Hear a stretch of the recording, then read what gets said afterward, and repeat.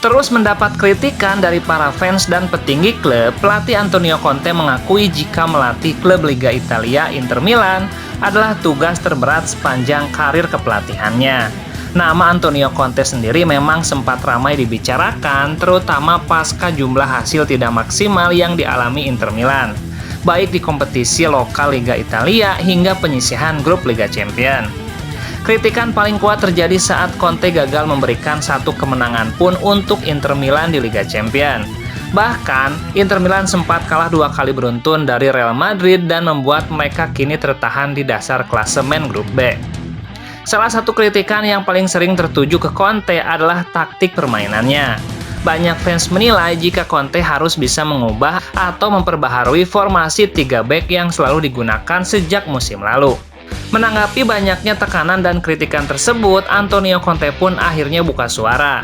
Melansir dari laman Football Italia, mantan pelatih Chelsea tersebut menyebut jika Inter Milan adalah tim besar di Liga Italia sehingga banyak pihak yang selalu ingin berbicara negatif, terutama saat tim sedang terpuruk.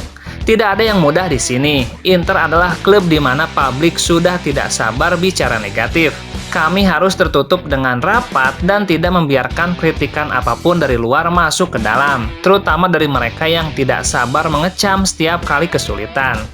Lebih lanjut, Antonio Conte pun mengakui jika melatih Inter Milan jauh lebih berat dan sulit ketimbang melatih tim lain sepanjang karirnya, terutama dari tekanan berbagai pihak yang terus mengkritisinya dari kompetisi Liga Italia dan Liga Champions.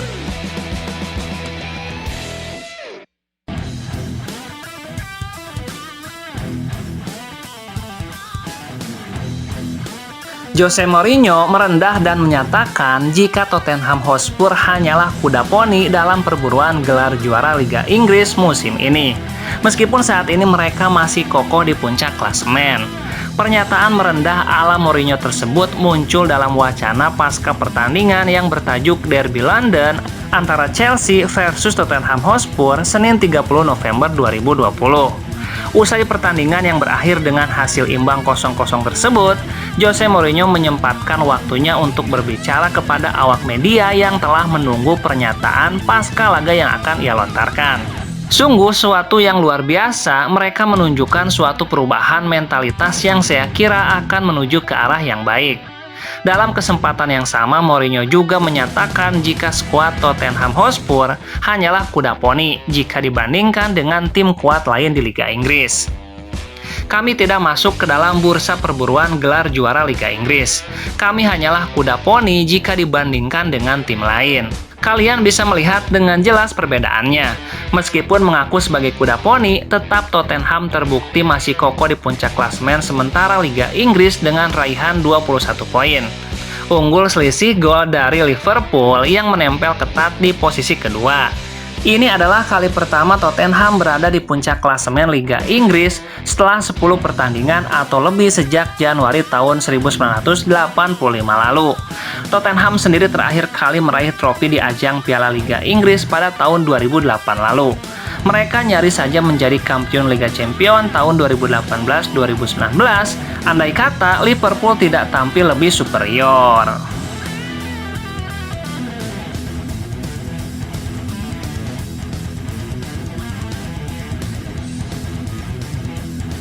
Arsenal kembali meraih hasil minor di laga Liga Inggris 2020-2021 usai secara memalukan tumbang 1-2 dari Wolverhampton di kandang sendiri. Kekalahan ini seakan menjadi sinyal bahwa tidak ada perubahan berarti dari Mikel Arteta untuk The Gunners. Bermain di Emirates Stadium, Arsenal bertekad meraih kemenangan di laga melawan Wolves karena akan mengontrol posisi The Gunners dan juga menaikkan mental para pemainnya. Arteta yang paham akan hal ini menurunkan starting terbaiknya. Namun entah bagaimana, skema ini tidak berjalan dan tidak membuat Wolves tertekan. Malahan tim tamu lebih leluasa bermain dan mampu meraih 3 poin di markas Arsenal. Di babak pertama, Arsenal bahkan tertekan dari tamunya tersebut. Wolves secara leluasa menguasai permainan di lapangan tengah dan mampu mencetak 2 gol lewat skema serangan cepat dari sisi sayap. Arsenal pun mencoba melakukan skema yang sama. Mengandalkan Saka dan Willian di kedua sayap, umpan silang banyak dilepaskan. Sayangnya dari total 31 umpan silang, hanya 3 saja yang sukses dimanfaatkan rekan-rekannya. Mudah memang menyalahkan para pemain Arsenal atas kekalahan dari Wolverhampton tersebut.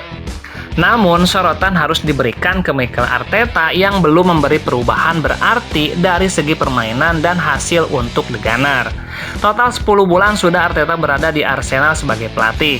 Durasi tersebut dirasa cukup baginya untuk mengenal para pemain dan menerapkan taktiknya sesuai kapasitas para pemainnya. Dengan materi yang sebagian besar sama dan ditambah beberapa punggawa anyar, Arteta hingga saat ini membawa Arsenal di posisi ke-14 dengan 13 poin. Buruknya lagi, The Gunners mencetak 10 gol dan kebobolan 12 gol. Jelas secara posisi, Arteta tidak lebih bagus atau terkesan buruk ketimbang Emery yang dipecat tepat 1 tahun silam.